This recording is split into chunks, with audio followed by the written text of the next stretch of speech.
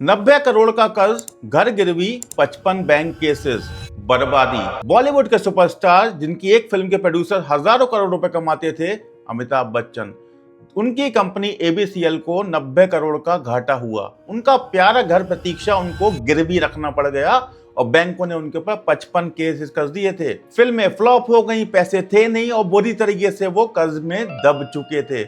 बॉलीवुड के महानायक अमिताभ बच्चन टूट चुके थे पूरी तरीके से। क्यों? शनि की साढ़े साती। और आज वही अमिताभ बच्चन भारत के सबसे अमीर लोगों में, सबसे अमीर एक्टर्स में शुमार हैं। उनकी नेटवर्थ 100 करोड़ से ऊपर की है और हर साल 40 से 50 करोड़ रुपए कमाते हैं। कैसे किया ये करिश्मा? नरेंद्र दामोदर दास मोदी भारत के प्रधानमंत्री 2011 से 2019 तक पूरे 7.5 साल उनकी साढ़े साती चली। और इस साढ़े साती में क्या हुआ? 2014 में भारत के प्रधानमंत्री बने। 130 करोड़ लोगों के नेता, देश और दुनिया के सबसे ताकतवर नेताओं में शुमार। ज्योतिषी कहते हैं मोदी जी की कुंडली में शनि बहुत शुभ बैठे हैं। साढ़े साती ने उनको तोड़ा नहीं, उनकी परीक्षा ली, उनको संघर्ष दिया, लेकिन शक्ति और अधिकार भी दिया। तो क्या साढ़े साती से बर्बादी करती है या महानता भी लाती है? आज मैं साढ़े साती का पूरा सच आपको बताऊंगा। आज के इस वीडियो में आपको मिलेगा साढ़े साती का पूरा विज्ञान, ये कैसे काम करती है, 3 ढैया की पूरी जानकारी। किन 3 राशियों पर अभी साढ़े साती चल रही है दिसंबर 2025 में, और अमिताभ बच्चन ने 90 करोड़ के कर्ज को कैसे चुकाया, और सबसे जरूरी शक्तिशाली उपाय जो आजमाए हुए हैं। तो दोस्तों, ये वीडियो आपको जिंदगी बदल सकता है आपकी। ये वीडियो आपको शेयर करना है उस व्यक्ति के साथ जो अभी साढ़े साती में चल रहा है, और अगर आपकी साढ़े साती चल रही है तो मुझे कमेंट करके बताना है। यार, मैं हूं अमित भटनागर और स्वागत करता हूं आपका एस्ट्रोलॉजी हब इंडिया में। दोस्तों, क्या आपको पता है हर व्यक्ति के जीवन में साढ़े साती 3 बार आती है, और यह साढ़े साती 7.5 साल तक चलती है, इसलिए इसको साढ़े साती कहते हैं। अभी भी भारत में 3 करोड़ प्लस लोगों के ऊपर साढ़े साती का प्रभाव है, यानी कि वो उसके अंदर से गुजर रहे हैं। सबसे बड़ी बात यह है, साढ़े साती से डरने की कोई जरूरत नहीं है, इसको समझने की जरूरत है, क्योंकि आज का दो वीडियो किसी की जिंदगी बचा सकता है। इसलिए शुरू करते हैं सबसे पहले कि साढ़े साती होती क्या है। साढ़े साती क्या है ये बताऊं उससे पहले समझिए शनिदेव क्या करते हैं। शनिदेव कौन है? शनिदेव हैं न्याय के देवता। शनिदेव हमारे कर्मों का फल देते हैं। हमने अच्छे कर्म किए हैं तो हमें पुरस्कार मिलेगा, और हमने खराब कर्म किए हैं तो हमें सजा मिलेगी, जो कि न्याय कहा जाता है। शनिदेव सबसे धीमी गति से चलने वाले ग्रह हैं। एक राशि में 2.5 साल रहते हैं, और टोटल हमारे पास कितनी राशियां हैं? 12 राशियां हैं। 2.5 की गुणा अगर आप 12 से करेंगे तो आएगा 30 साल। यानी शनिदेव को 12 राशियों में घूमने के लिए 30 साल लग जाते हैं। अब आते हैं साढ़े साती पर। साढ़े साती कब शुरू होती है? आपके जन्म की जो भी राशि है, मान लीजिए आपकी मेष राशि है, उससे 12वीं राशि में जब शनिदेव आते हैं तब आपकी साढ़े साती शुरू होती है। जैसे मेष राशि की 12वीं राशि कौन सी होगी? मीन राशि। तो जब शनिदेव का गोचर मीन राशि में होगा तो आपके ऊपर साढ़े साती शुरू होगी, जो कि है आपकी पहली ढैया। पहले 2.5 साल शनिदेव मीन राशि में रहेंगे, उसके बाद अगले 2.5 साल मेष राशि के ऊपर आ जाएंगे, और उसके अगले 2.5 साल वृषभ राशि में आएंगे। ये 3 चरणों में होता है, 2.5 साल के। इस तरीके से साढ़े साती शुरू होती है और तीसरी राशि में जाकर खत्म हो जाती है। कुल मिलाकर 7.5 साल रहते हैं शनिदेव इन 3 राशियों में, इसलिए इसको साढ़े साती कहा जाता है। साढ़े साती के तीनों चरण में पहला चरण जो होता है उसे बोलते हैं उदय काल। यह समय जो है सबसे कठिन माना जाता है। कहा गया है कि ऐसे समय में व्यक्ति को मानसिक तनाव होता है, चिंता होती है और अनिश्चितता का सामना करना पड़ता है। करियर में बाधाएं आती हैं, बिना जो आपने एक्सपेक्ट नहीं किया होगा उस तरह की बाधाएं आनी शुरू हो जाती हैं। स्वास्थ्य संबंधी आपको परेशानियां भी शुरू हो सकती हैं। खर्चे बढ़ जाते हैं, नींद में कमी आएगी, बेचैनी होती है। क्यों नींद में कमी आएगी? अब जीवन में इतनी सारी परेशानियां आ रही हैं तो किसको नींद आएगी? बात तो वो है ना। उसके बाद ये तो हो गया हमारा उदय काल। पहले चरण के अंदर हमें परेशानियां आती हैं। दूसरे चरण में क्या होता है? दूसरे चरण को बोलते हैं शिखर काल। ये थोड़ा सा बेटर समय होता है पहले वाले के मुकाबले। यहाँ पर परिस्थितियां थोड़ी स्थिर होने लगती हैं। परिस्थितियां बनी तो वैसी ही रहती हैं, लेकिन थोड़ी बेटर होने लगती हैं, पहले उदय काल से थोड़ी कम होती हैं। आत्मविश्वास में यहाँ पर भी कमी रहती है। पारिवारिक जिम्मेदारियां बढ़ जाती हैं, लेकिन समाधान अब दिखने लगते हैं। उसके बाद जो तीसरा चरण आता है वो होता है अस्तकाल, क्योंकि यहाँ पर अब ढैया खत्म होने वाली, आपकी 7.5 खत्म होने वाली है और ये तीसरी ढैया है आपकी। यह दौर सबसे हल्का होता है, परेशानियां कम होने लगती हैं, जीवन में सुधार दिखने लगते हैं, नए अवसर मिलने शुरू हो जाते हैं, मन में शांति आनी शुरू हो जाती है और 7.5 के अंत की तैयारी का समय है। मेरा ये मानना है पर्सनली, जब आप पहले फेज में होते हैं सबसे कठिन दौर के अंदर, आपके ऊपर जब परेशानियां आती रहती हैं तो आप मजबूत बन जाते हो। इसलिए दूसरा दौर आपको थोड़ा हल्का लगता है और तीसरा दौर और हल्का लगता है, क्योंकि आपने जो कठिन समय था उसको झेल लिया और आप स्ट्रांग बन गए। ये मेरा पर्सनल मानना है। जब इतनी परेशानियां किसी के ऊपर आती हैं तो इंसान परेशानियों को झेलते स्ट्रांग बन जाता है और उसे फिर हर चीज फिर आसान लगने लगती है। वो मेंटली इतना स्ट्रांग हो जाता है कि उसको पता है कि मेरा काम बिना परेशानियों के नहीं बनेगा, इसलिए मुझे पेशेंस रखना होगा, अपने माइंड को स्ट्रांग करना होगा और जीवन में आगे बढ़ते रहना होगा। उसी तभी जाके उसको ये चीजें हल्की महसूस होंगी, नहीं तो हल्की महसूस नहीं होती है। आज की तारीख की अगर हम बात करें दिसंबर 2025 में, तो 7.5 किन राशियों पर चल रही है। शनिदेव अभी गोचर कर रहे हैं मीन राशि के अंदर, यानी जिन जातकों की जन्म की राशि मेष है उनकी 7.5 अभी शुरू हो चुकी है। 2.5 साल तक शनिदेव रहेंगे मीन राशि में, फिर 2.5 साल मेष राशि में और उसके बाद 2.5 साल वृषभ राशि में। इस तरीके से 7.5 साल में इन लोगों की 7.5 खत्म होगी। इसी तरह जिन लोगों की जन्म राशि मीन है उनके 7.5 का दूसरा फेज चल रहा है, क्योंकि वो जब शनिदेव कुंभ राशि में आए होंगे तब उनकी 7.5 शुरू हुई होगी। 2.5 साल खत्म हो चुके, अब मीन राशि में आए तो उनका सेकंड फेज चल रहा है और जब मेष राशि में चले जाएंगे तो आखिरी के 2.5 साल भी खत्म हो जाएंगे। इस तरीके से जैसे मैंने बताया आपको, 3.5 करोड़ लोगों के ऊपर 7.5 चल रही है। घबराने जैसी कोई बात नहीं है। हर व्यक्ति की कुंडली अलग होती है, हर व्यक्ति की कुंडली में शनिदेव का प्लेसमेंट डिफरेंट होता है, उसी के हिसाब से रिजल्ट मिलते हैं। इसलिए किसी को अमिताभ बच्चन जैसे रिजल्ट मिलते हैं और किसी को नरेंद्र मोदी जैसे रिजल्ट मिलते हैं। इसलिए कि जब भी 7.5 का एनालिसिस करना हो, किसी अच्छे एस्ट्रोलॉजर से अपनी कुंडली का एनालिसिस जरूर करवा लें, ताकि आपको पता चल जाए कि मेरा आने वाला समय जो है कैसा जाने वाला है। इससे इंसान मेंटली स्ट्रांग होता है, उसको दुखों को बेयर करने की क्षमता मिलती है, स्ट्रेंथ मिलती है, और खुशियां आने वाली हो तो उसके लिए तो किसी चीज की जरूरत होती ही नहीं है। आइए जानते हैं 7.5 का जीवन के विभिन्न पहलुओं पर क्या प्रभाव होता है। करियर या व्यवसाय पर, नौकरी में जनरली परेशानी आनी शुरू हो जाती हैं। बॉस से तनाव हो सकता है, कलीग से मनमुटाव हो सकते हैं। अब जब बॉस से मनमुटाव होगा तो प्रमोशन तो मिलने वाला है नहीं, उसमें रुकावटें आएंगी। बिजनेस करते हैं, नौकरी नहीं करते तो वहां भी नुकसान की संभावना होती है। कोई नया डील होने वाली थी वो नहीं होगी, एंड टाइम पर किसी भी रीजन की वजह से कैंसिल हो जाएगी, या सामने वाले बायर का या सेलर का मन बदल जाएगा। मेहनत आप बहुत कर रहे हैं लेकिन उसके अनुसार आपको फल नहीं मिलेगा। नौकरी बदलने तक की नौबत आ सकती है अगर आप नौकरी में हैं। बिजनेस बंद हो जाते हैं, लोगों के बिजनेस में घाटे होने शुरू हो जाते हैं। इसलिए करियर और व्यवसाय में थोड़े से नेगेटिव इंपैक्ट आते हैं, ये बात आप मान के चलिए। आर्थिक स्थिति, इवन मैं बता रहा हूँ, आर्थिक स्थिति पर जाने से पहले मोदी जी प्रधानमंत्री जरूर बने हैं, लेकिन उन्होंने क्या नहीं देखा देश के अंदर। मुसीबतें तो आती हैं, आप ये कांटों का ताज है। 7.5 जब शुरू होती है तो आप ऐसी पोजीशन में होते हैं कि आप सिंहासन पर भी बैठे हैं, लेकिन आपको संघर्ष जरूर करना पड़ेगा। बिना संघर्ष के तो जीवन निकल ही नहीं सकता। रिजल्ट बाद में जाकर पॉजिटिव या नेगेटिव हो सकता है, लेकिन बिना मेहनत के नहीं मिलेगा कुछ भी। आर्थिक स्थिति कैसी होती है किसी की भी, धन की कमी महसूस होने लगती है, अचानक खर्चे बढ़ने लगते हैं, या आपने कभी इन्वेस्टमेंट किया हुआ है किसी भी जगह पर, वहां से नुकसान भी हो जाता है, कर्जे बढ़ जाते हैं और सोर्स ऑफ इनकम में कमियां हो सकती हैं। स्वास्थ्य की बात करूं, थकान और कमजोरी फील होगी। जब आपकी एनर्जी हमेशा संघर्ष करने में जाएगी तो आप थका हुआ तो अपने आप को फील करेंगे ही। हड्डियों में दर्द, जोड़ों में दर्द, शनिदेव जोड़ों में दर्द दे देते हैं। पुरानी बीमारी कोई चल रही होगी उसको बढ़ा देंगे, इंटेंसिटी को उसकी बढ़ा देते हैं। मानसिक तनाव, अवसाद, डिप्रेशन और नींद में कमी। मैं बार बार बोल रहा हूं, अगर इंसान जिंदगी में स्ट्रगल ही दिन भर अगर स्ट्रगल ही कर रहा है तो सोएगा कैसे। नींद में कमी होना बट ऑब्वियस है। पारिवारिक जीवन कैसा जाता है, रिश्तों में कड़वाहट होती है, पारिवारिक सदस्यों से मतभेद भी हो सकते हैं, वैवाहिक जीवन में तनाव हो सकता है, बच्चों से संबंधित समस्याएं भी हो सकती हैं। और सामाजिक जीवन में प्रतिष्ठा में थोड़ी कमी आ सकती है, मित्रों से दूरी हो सकती है, समाज में अपमान की संभावना भी बनी रहती है और अकेलापन इंसान महसूस करता है। मानसिक हालत हालत कैसे होगी उस टाइम पर? मानसिक और भावनात्मक रूप से निराश और हताशा हो जाएगी, आत्मविश्वास में कमी हो जाएगी, भविष्य को लेकर डर बना रहेगा, नकारात्मक विचार आ सकते हैं और धैर्य की कमी हो सकती है। लेकिन दोस्तों ये याद रखें, यह हर किसी के साथ नहीं होता है।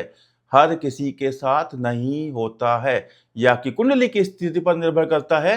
कुछ लोग शनि की साढ़े साती में बहुत अच्छा ग्रो करते हैं, जैसे कि मैंने आपको एग्जाम्पल दिया, और उन लोगों की कुंडली में पाया गया है कि शनि बहुत शुभ स्थान पर स्थित होते हैं और अच्छे प्रभाव देते हैं। इससे बचना है तो करना क्या है? साढ़े साती से बचने के क्या उपाय हैं? देखिए, सबसे पहले तो आपको शनिदेव की पूजा करना शुरू करना है। शनिदेव का मंत्र पढ़ना है। शनिदेव का मंत्र होता है ओम प्राम प्रीम प्रोम सह शनिश्चराय नमः। आप गूगल भी करेंगे तो आपको बहुत इजीली मिल जाएगा। इस मंत्र का जाप आपको 108 बार करना है और शनिवार के दिन विशेष रूप से करना ही करना है। इसका विशेष महत्व है। शनि चालीसा, शनिवार के दिन शनि चालीसा का पाठ करें, इससे शनिदेव प्रसन्न होते हैं। हनुमान चालीसा, मंगलवार के दिन मंगलवार और शनिवार को हनुमान चालीसा का पाठ पढ़ें। हनुमान जी शनि के प्रभाव को कम करते हैं। इन सब चीजों से और एक स्टेप जाके आपको उपाय बताऊं। शनिवार को आपको, शनिवार या किसी भी दिन आपको ये काम करने हैं। ये है दान और सेवा। शनि देव दान से सबसे ज्यादा प्रसन्न होते हैं और दान से बड़ी सेवा कोई जीवन में होती भी नहीं है।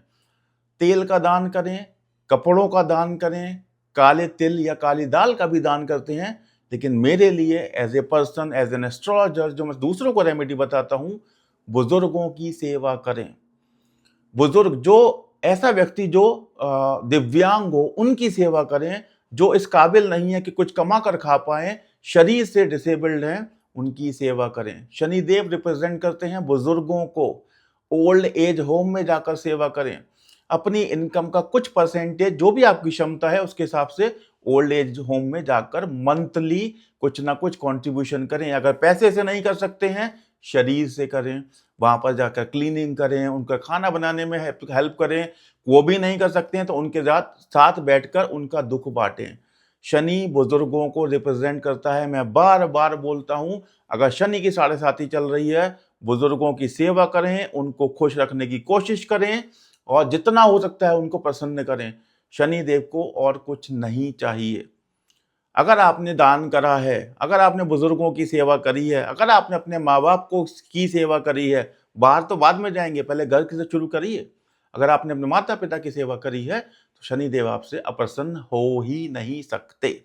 विशेषकर असहाय, विकलांग, बुजुर्ग, शनि देव के मंदिर में जाकर दिया जलाएं। ना भी जलाएंगे चलेगा, लेकिन अगर आपको बुजुर्गों की सेवा कर ली ना, आपका समय आराम से कट जाएगा। डरने की कोई बात नहीं है। कुछ लोग कहते हैं कि नीलम पहनने से भी शनिदेव के जो प्रभाव होते हैं कम होते हैं। वो आपके ऊपर है, आपको सूट करता है नहीं करता। किसी भी अच्छे एस्ट्रोलॉजर से बात करके, कंसल्ट करके पहन सकते हैं। एमेथिस्ट भी एक उसका उपाय है। शनिवार का व्रत करना, जीवन शैली में बदलाव। मेरे लिए मंदिर ना जाकर, कोई मंत्र का उच्चारण ना करके, अगर आप दिव्यांगों की सेवा करते हैं, अगर आप गरीबों की सेवा करते हैं, अगर आप बुजुर्गों का सम्मान करते हैं, उनकी सेवा करते हैं, सबसे बड़ा उपाय है। और दूसरे नंबर पर जब मैं बोलता हूं, सकारात्मक रहें। जीवन में तो कष्ट आएंगे। जीवन अगर फ्लैट लाइन की तरह चलने लगा, कभी भी सारे सुखी सुख आता रहे, जीवन में पॉसिबल नहीं है। और सारा दुखी दुख आता रहे, ये भी पॉसिबल नहीं है। जीवन तो ऐसे ही चलेगा, जिग जैग। यहाँ खुशियां भी आएंगी और यहाँ गम भी आने हैं। हमें कैसे जीवन को काटना, ये हमारी मानसिक स्थिति पर डिपेंड करता है। अगर हम बहुत स्ट्रांग हैं, हम पॉजिटिव हैं, तो हम नेगेटिव विचारों से बचे रहेंगे। नकारात्मक विचारों से बचना है, साढ़े साती का पहला थंब रूल है। सकारात्मक लोगों के साथ में रहें, ध्यान करें और योग करें। बहुत हेल्प करता है, क्योंकि जब आप ध्यान और योग करते हैं, आपके मन में ऑक्सीजन जाती है आपके माइंड के अंदर और आपको रिलैक्स फील होता है। पॉजिटिव सकारात्मक लोगों के साथ में रहेंगे तो जीवन में आगे बढ़ने की दिशा मिलेगी, और नकारात्मक लोगों के साथ में रहेंगे तो हमेशा यही सोचते रहेंगे कि मेरी जिंदगी में तो सब बुरा ही हो रहा है, अब मैं जीवन में आगे नहीं बढ़ सकता। इसके ऊपर एक और टिप दूं, एक स्टेप और ऊपर जाकर टिप देता हूं, ईमानदारी। अगर शनि की साढ़े साती चल रही है तो धोखा मत करना। शनि देव न्याय के देवता हैं, न्याय करना बखूबी जानते हैं। आपको लगता है कि वो नहीं देख रहे हैं, तो ऐसा पॉसिबल नहीं है। शनि देव से डरते ही लोग इसलिए हैं क्योंकि वो न्याय के देवता हैं। किसी को धोखा मत देना, धोखे से भी, मतलब अनजाने में भी धोखा मत देना। झूठ तो बोलना मत बिल्कुल भी, और अपने कर्तव्यों का पालन करते रहना। वो न्याय के देवता हैं। अगर आप सही मार्ग पर चल रहे हो तो आपकी 7.5 खराब जा ही नहीं सकती। शनि आपकी कुंडली के अंदर जैसे भी बैठे हों, अगर आप पॉजिटिवली इसको झेल रहे हैं, आपको पता भी नहीं चलेगा आपकी 7.5 कब चली गई। शनि देव अनुशासन के देवता हैं। समय का पालन करें, जिम्मेदारियों को उठाएं, जिम्मेदारी से काम करें और आलस्य को त्यागें। शनिदेव जब आते हैं तो जीवन में आलस्य आना जरूर शुरू हो जाता है। आपको इससे बचना है, तो आलस्य से बचना है, समय का पालन करना है और जिम्मेदारियां उठानी है। शनिदेव खुश रहेंगे। कहा जाता है कि तेल में अपनी परछाई देखकर उसको दान कर दो, काले तिलों का दान करो, लोहे की कीलों को दान करो। इन सब से शनि का असर कम होता है। लेकिन मेरे लिए सेवा, सकारात्मक सोच, ये और दिव्यांगों की सेवा, इससे ऊपर कोई भी उपाय नहीं है। आपको पता है, जब नरेंद्र मोदी जी प्रधानमंत्री बने थे तो उन्होंने गुजरात में सरदार वल्लभ भाई पटेल का स्टैचू बनवाया था। किस चीज का था? लोहा। उसमें है तो अष्ट धातु का, लेकिन स्पेसिफिकली ज्यादातर उसमें लोहा है। और लोहा किसको रिप्रेजेंट करता है? शनिदेव को। शनिदेव पूरे देश के ऊपर, उन्होंने, उनकी 7.5 चल रही थी, देश के सर्वोच्च पद पे वो स्थापित थे। लोहे का उन्होंने स्टैचू बनवाया, जिससे शनिदेव खुश होते हैं। वो प्रधान सेवक है, उनका काम सेवा करना है। वो सेवा करते रहेंगे तो देश भी आगे बढ़ेगा, वो भी आगे बढ़ेंगे। वही हुआ, वो तीसरी बार प्रधानमंत्री बने हैं। तो जो उन्होंने संघर्ष किया, जो उन्होंने सेवा करी देश की, उसका रिजल्ट उनको मिलता रहा। और खाली तो आप बैठ ही नहीं सकते, झूठ तो आप बोल ही नहीं सकते। तो अगर आप सकारात्मक सोच के साथ, सकारात्मक देश की सेवा या अपने जीवन में आपको जिनकी भी सेवा करनी है, सेवा करते रहेंगे, शनिदेव आपको खराब परिणाम देंगे ही नहीं। कुछ भ्रांतियां हैं शनि की 7.5 के बारे में, आइए उनकी चर्चा करते हैं। पहली भ्रांति है, शनि की 7.5 में सब कुछ बर्बाद हो जाता है। सच क्या है? ये गलत है। 7.5 कठिन समय जरूर लाती है, लेकिन ये आपको परिपक्व बना देती है, धैर्य सिखाती है। दूसरा मिथक क्या है? 7.5 में शादी नहीं करनी चाहिए। बिल्कुल गलत है। कुछ ज्योतिष सलाह देते हैं कि शादी अवॉइड कर सकते हो तो कर लो, लेकिन ये आपकी कुंडली के ऊपर डिपेंड करता है, आपकी क्या दशा चल रही है। 7.5 अलग चीज है, ग्रह दशा अलग चीज है। महादशा जो चल रही होगी उसके हिसाब से डिसीजन लेना चाहिए। इसलिए अगर आपकी 7.5 चल रही है और शादी के लायक हैं आप, तो एस्ट्रोलॉजर से कंसल्ट करके पता करिए कि आपके लिए अभी सूटेबल दशा चल रही है या नहीं। 7.5 का उससे कोई लेना देना नहीं है। नंबर 3 पर मिथक तीसरा क्या है? 7.5 में कोई शुभ काम नहीं करना चाहिए। तो क्या लगता है आपको? क्या लगता है 7.5 साल तक आप कोई शुभ काम ही नहीं करोगे? पूरी तरह गलत है। शुभ काम करने के लिए शुभ मुहूर्त देखा जाता है, शुभ दशा देखी जाती है। 7.5 का उससे कोई लेना देना नहीं है। मिथक, चौथा नंबर का मिथक है 7.5 में हमेशा बुरा ही होता है। ये गलत है। मैंने आपको एग्जाम्पल दिए हैं। 7.5 में बुरा भी होता है, अच्छा भी होता है। ये हमारे कर्मों के ऊपर डिपेंड करता है। अगर हम सही तरीके से जीवन में आगे बढ़ रहे हैं तो हमारे साथ 7.5 ऐसे निकल जाएगी कि हमें पता भी नहीं चलेगा ये कब शुरू हुई थी और कब खत्म हो गई। इसलिए 7.5 से डरने की बिल्कुल जरूरत नहीं है। और 7.5 आपको फर्श से अर्श पर पहुंचा सकती है, आसमान तक पहुंचा सकती है। मानसिक तनाव थोड़ा देती है, लेकिन आपको जीवन में आपको इसको बियर करना आपको आना चाहिए। 7.5 से कुछ डरना नहीं है, ये सीखने की चीज है, ये आपको सिखा के जाएगी। इसमें आप मजबूत बनते हैं, जीवन की सच्चाइयों को समझते हैं, धैर्य सीखते हैं, जिम्मेदारी लेना सीखते हैं और विनम्रता आती है आपके अंदर। अगर आपके डेजिग्नेशन से नीचे, जैसे आप कंपनी में किसी पोजीशन पर हैं, आपके नीचे 50 लोग काम करते हैं, उनकी रेस्पेक्ट करें। आपके जीवन में आपके काम वाले हैं, आपके खाना पकाने वाले हैं, आपके यहाँ सफाई करने वाले हैं, आपके यहाँ ड्राइवर हैं, मैकेनिक है, कोई भी है जो आपसे थोड़ा सा कम है रुतबे में, उसकी आदर करना है, उसकी सेवा कर सकते हैं तो करिए, नहीं तो रेस्पेक्ट तो देना ही है। रेस्पेक्ट जहां पर देते हैं, शनिदेव अपने आप खुश होते हैं। इसलिए सकारात्मक रहें, ईमानदार रहें, मेहनत करते रहें और दूसरों की मदद करते रहें। 7.5 से डरने की कोई जरूरत नहीं है। तो दोस्तों, आपको ये वीडियो कैसा लगा? अगर आपकी 7.5 चल रही है तो मुझे बताइए आपकी जन्म राशि क्या है, 7.5 कब शुरू हुई थी और कब खत्म हो रही है, आपके साथ कैसी गई? मुझे अपना एक्सपीरियंस बताइए कमेंट करके। और ये वीडियो शेयर जरूर करिए उस व्यक्ति के साथ जिसकी साढ़े साथी अभी शुरू हुई है या किसी और फेज में भी है। एटलीस्ट अगर उन्होंने पुराने फेजेस में अपने साढ़े साथी के नहीं सीखा तो अब सीख जाएंगे। तो वीडियो में आज के लिए इतना ही। कैसा लगा फीडबैक देते रहिएगा, इससे हमें प्रोत्साहन मिलता है। आज के लिए इतना ही, नमस्कार।